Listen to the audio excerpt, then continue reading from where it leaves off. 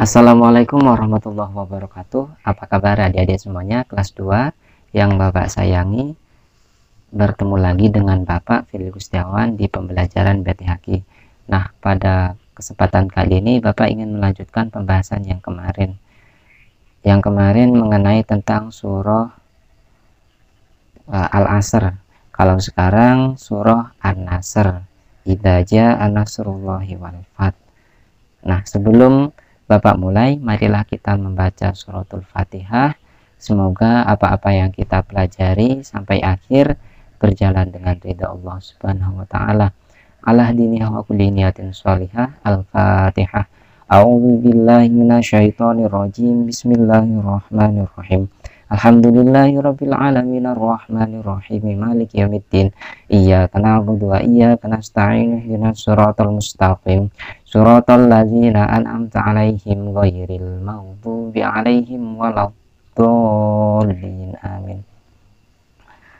Nah, baik, selanjutnya sebelum Bapak bacakan surah An-Nasr-nya, Bapak jelaskan dulu apa itu surah An-Nasr. Nah, surah An-Nasr itu adalah surah nomor 110. Kemarin adik-adik sudah ingat bahwasanya Al-Quran itu ada 114 surat. 114 surah. Nah, surah An-Nasr ini nomor berapa, Pak? Surah An-Nasr nomor 110. Nomor 110 dari 114. Berarti ada di akhir Al-Quran. Selanjutnya surah An-Nasr tergolong surah Madaniyah sesudah surah At-Taubat. Nah, tergolong surat Madaniyah, yaitu surat yang diturunkan di kota Madinah. Selanjutnya surah An-Nasr terdiri dari 3 ayat. Ada 3 ayat. Selanjutnya surah An-Nasr artinya pertolongan, diambil dari kata Nasrullah pada ayat pertama. Itu surah An-Nasr. Nah, selanjutnya Bapak bacakan halaman 29.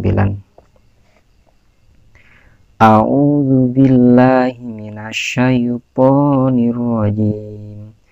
Bismillahirrahmanirrahim.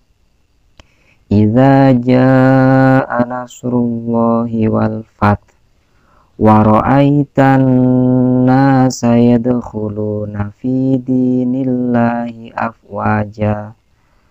afwajan fasabbih bihamdi rabbika wastaghfir innahu kana tawwaba. Shadaqallahul azim. Nah, selanjutnya tentang menghafal surah An-Nasr. Jadi adik-adik yang di rumah dihafalkan surah An-Nasr-nya. Caranya gampang, caranya tinggal adik-adik baca aja sampai lancar. Ya, caranya dibaca dari ayat pertama sampai ayat terakhir. Idza jaa nasrullahi wal fath wa ra'aitan nasa yadkhuluna fi dinillahi afwaja. Dibaca sambil melihat bukunya sampai lancar. Idza jaa nasrullahi wal fath wa ra'aitan nasa yadkhuluna fi dinillahi afwaja fasabbih bihamdi rabbika wastaghfir innahu kana tawwaba. Diulang-ulang sampai lancar. Nah, kalau sudah lancar nanti baru dihafal per ayat. Semisal ayat pertama dibaca 1 kali idza jaa nasrullahi wal fath. Kalau sudah lancar diingat dan dihafal idza jaa nasrullahi wal fath. Kalau masih belum lancar diulangi lagi ayat satunya. Idza jaa nasrullahi wal fath. Idza jaa nasrullahi wal fath. Nah, kalau sudah lancar lanjut ke ayat keduanya. Wa ra'aitan nasa yadkhuluna fi dinillahi afwaja wa ra'aitan nasa yadkhuluna fi dinillahi afwaja wa ra'aitan nasa yadkhuluna fi dinillahi afwaja. Nah, kalau sudah lancar ayat keduanya digabungkan ayat pertama dengan ayat kedua. Digabungkan idza jaa nasrullahi wal fath wa ra'aitan nasa yadkhuluna fi dinillahi afwaja. Nah, seperti itu. Sama seperti menghafal surat-surat yang lainnya. Menghafal surat Al-Kafirun atau Al-Ikhlas, sama caranya seperti itu. Selanjutnya menulis surat An-Nasr. Ayo kita belajar menulis surat An-Nasr dengan beberapa teknik menulis kalimat dan ayat Al-Quran. Diantaranya 1. Menebalkan. Di buku itu silakan adik tebalkan ya, tidak apa-apa karena bukunya memang untuk dipelajari. Silakan Bisa juga melengkapi kutipan ayat, semisal di bawah itu ada halaman 31, di bawah ada bacaan idza ja titik-titik wal fat, maka isinya apa itu ya. Jadi harus hafal. Kalau nanti ada pertanyaan seperti itu, nanti enak, gampang cara menjawabnya. Selanjutnya transliterasi, yaitu pelafalan. Contohnya di sini Nasru,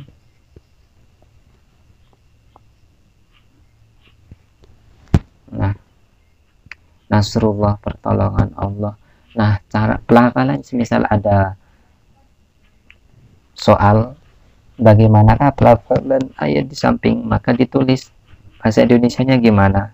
Kalau yang bisa baca enak, tinggal gampang, tinggal ditulis yang bisa baca Al-Quran. Yang belum bisa baca silahkan belajar lebih giat lagi, bisa tanya ke ustadz, bisa tanya ke guru, bisa tanya ke ibu bapak, banyak sekali. Nah, Nasrullahi bacaannya tinggal ditulis, pelafalannya adalah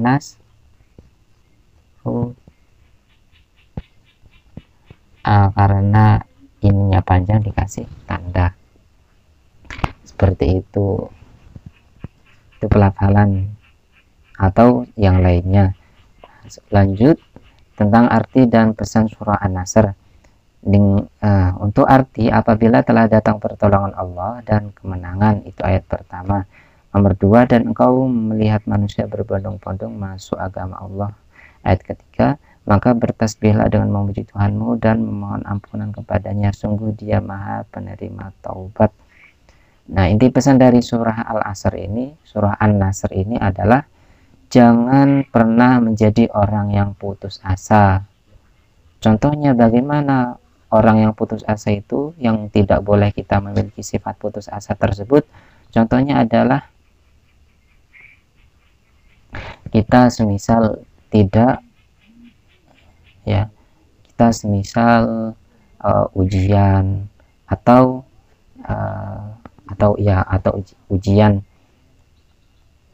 kita putus asa gitu aja, saya kok males mau ujian. Nah, itu namanya putus asa, tidak boleh. Terus bagaimana cara menjadi orang yang tidak putus asa? Nomor 1, yakinlah pertolongan Allah itu ada. Jadi ketika ujian, tidak boleh putus asa, jadi yakin aja, yakin pasti karena saya belajar tadi malam, pasti saya bisa dengan berkat pertolongan dari Allah Subhanahu wa Ta'ala. Selanjutnya, bila Allah berkehendak, semua pasti akan terjadi.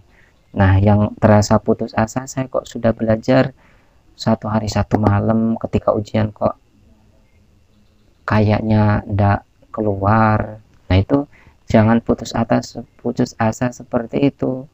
Maka kita harus meyakini bahwasanya kalau Allah berkehendak, kalau Allah berkeinginan, itu pasti akan terjadi pada saatnya. Nah, mungkin tidak sekarang, tapi suatu saat Allah memahamkan apa yang kita pelajari yang ada di sekolah. Jadi jangan putus asa, saya belajar terus menerus tapi tidak masuk, itu termasuk putus asa. Tidak boleh. Jadi bagaimana Pak? Ya harus terus belajar, nanti suatu saat pasti paham, Allah pahamkan. Selanjutnya, perbanyaklah tasbih mensucikan Allah. Perbanyak tasbih, membaca subhanallah, subhanallah, subhanallah. Selanjutnya, bertaubatlah, sesungguhnya Allah Maha penerima taubat. Bertaubat itu ya bertaubat, berjanji.